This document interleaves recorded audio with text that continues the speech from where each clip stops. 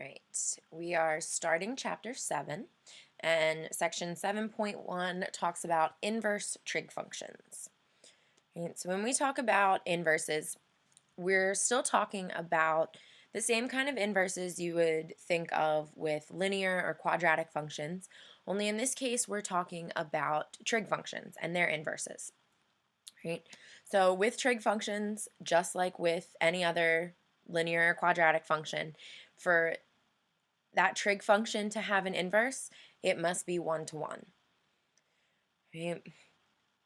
The domain of that function is the range of its inverse, and the range of the function is the domain of the inverse. So the inputs of f are the outputs of f inverse, and the outputs of f are the inputs of f inverse. Right? And then we also have graphically that the um, the graph of f and its inverse will be symmetric across the line y equals x. Right? So Quizle question 1, I need you guys to answer for me is explain why a function must be 1 to 1 for it to have an inverse. How can this affect the domain of a function?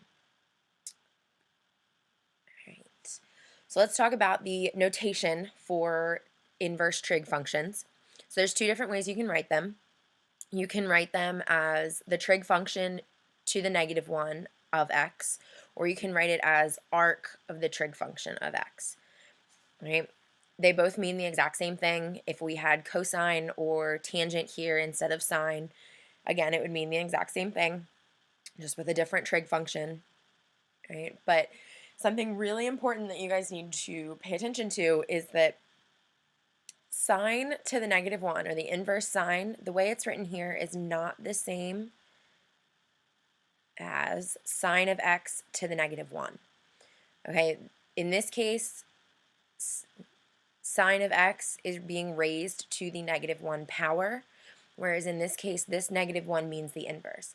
So sine of x to the negative 1 is the same as saying 1 over sine of x, which also, if you think about your reciprocal relationships, we know that this is cosecant of x, but cosecant is not the same thing as sine inverse, okay? So sine to the negative 1, not the same as sine of x to the negative 1, all right? And basically with inverses, you need to think what values on the unit circle will give me these y values. Okay, so if I'm talking about the arcsine of root 2 over 2, I need to think on the unit circle what angle, so pi over 3, pi over 4, pi over 2, things like that, what angle is going to give me an output of root 2 over 2. Okay, so in most cases, we are looking for an angle measurement. Okay, so I'll just write that right here really quick. Right, so sine inverse root 2 over 2, what angle?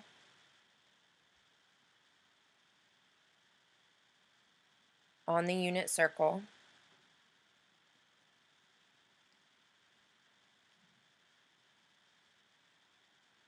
gives me root 2 over 2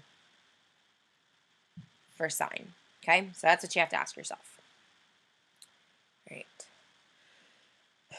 So moving on with arcsine, right? When we're talking about just plain old sine, we have to, in order to take the inverse of sine, we need to restrict the domain.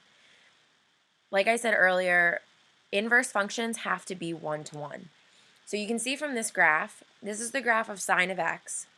And if I draw this pink line right here, then this pink line hits the graph of sine x 4 times on the interval we have drawn, right? But for it to be 1 to 1, this pink line can only hit the graph once. Right? So in that case, we're restricting the domain of sine of x to negative pi over 2 to pi over 2. All right, so we're just looking at this light blue chunk in here.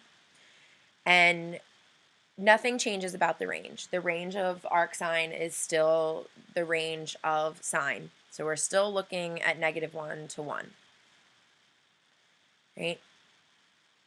So when we're talking about inverses, we need to flip the domain and range of the original function. So, all right. So we have up here the domain of sine is -π/2 to π/2. So in that case, for the inverse, we just flip it. So the range is now -π/2 to π/2. And the range of sine becomes the domain of sine's inverse. Okay? All right. Let's try, I think that's everything I had on this page for you. Yep. Let's try some practice problems. First things first, when you're doing inverse trig functions, you need to think backwards. Ask yourself what value on the unit circle is going to give me what's in my inverse, what's being arced, okay? So typically, maybe not always, but typically your answers are going to be angle measurements. So like in the case of A and B, and I know with A it's a little hard to see, but with B, we're looking for what angle measurement gives us 1/2 when we're taking the sine, okay? Now, our answers for arcsine are coming from only the first and fourth quadrants. So remember, our domain of sine in regards to its inverse is π/2 to -π/2, right? So we're only looking over here. So our answers are coming from the first and fourth quadrants, right? So example 1, we start with sine theta of 1. So you can ask yourself, what value of theta will give me a sine of 1? Well, we're looking for theta, so we need to get theta by itself. We need to uncover theta. So in order to do that, we're going to take the inverse of both sides, right? So then in this case, the sine and sine inverse cancel out, and I'm left with theta equals sine inverse of 1. Right, so taking the arcsine of both sides is the same as squaring a square root to get rid of the square root. Okay, it's a way of canceling these things out. All right, so now I need to think, what values from the unit circle can I plug in for theta that's going to give me 1 when I'm looking at sine? So I need to look at π/2, π/3, these values out here. Which one of these values has a sine of 1? Well, I know that 3π/2 is -1, π/2 is +1, so we get that theta equals π/2. Okay, so we're just trying to find what angle measurement will match up with the value inside of our arc. Okay. So with A, we had to take the sine inverse. We had to uncover the theta. But with B, theta is already done. It's already by itself. So now I need to think between π/2 and 3π/2. What value of sine, what angle measurement has a sine of 1/2?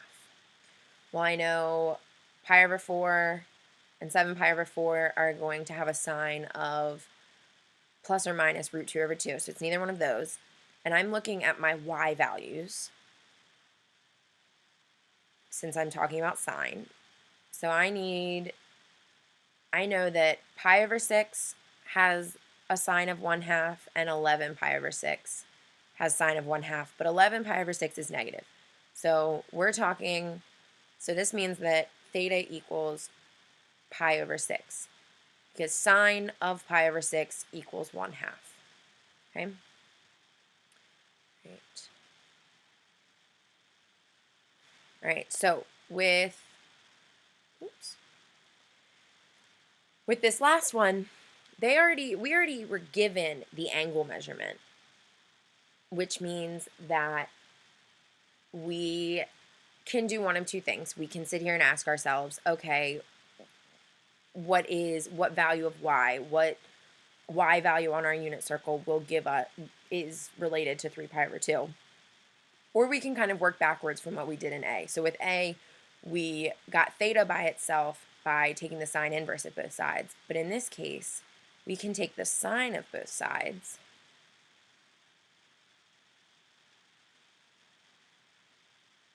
right? My sine and my sine inverse cancel out.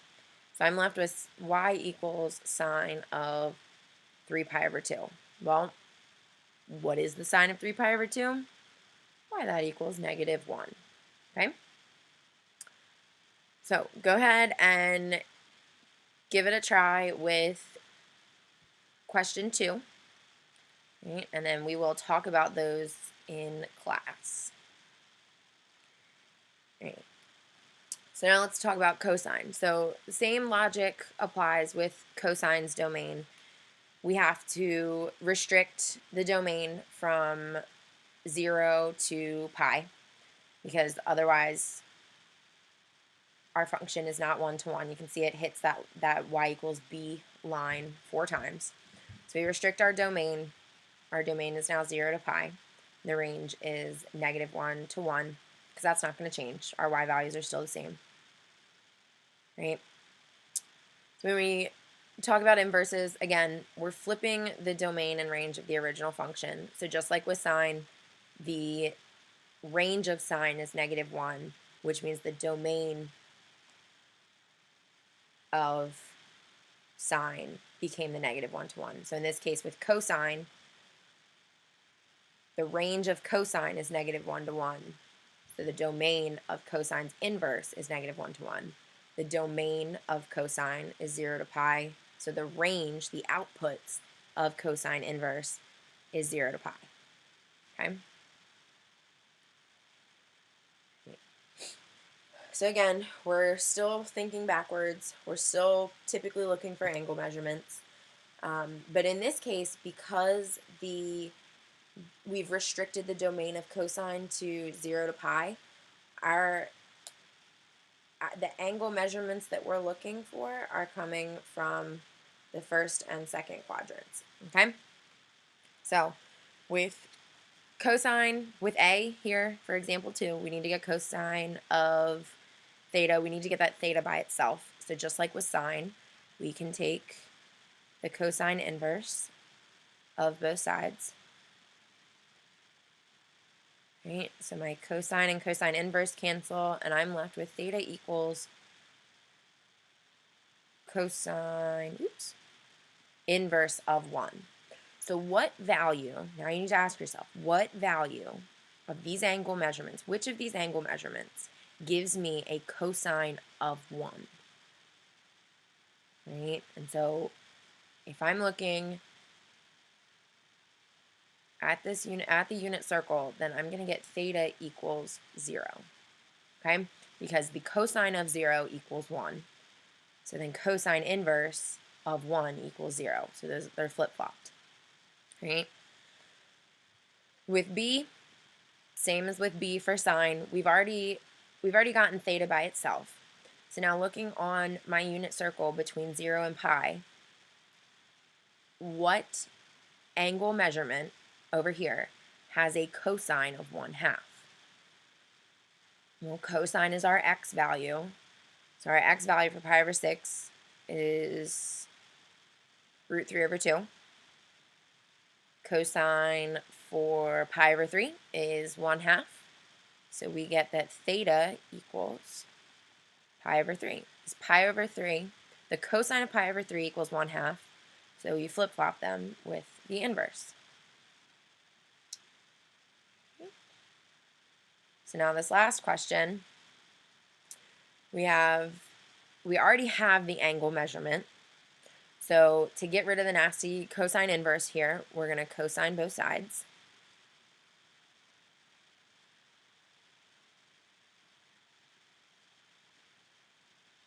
Right? Our cosine and cosine inverse cancel out. Y equals the cosine of 5 pi over 6. Well, I know how to find the cosine of 5 pi over 6. Cosine of 5 pi over 6 is negative root 3 over 2. Okay. Now attempt Quizle question 3, parts A, B, and C, and we will talk about them in class. And that's it.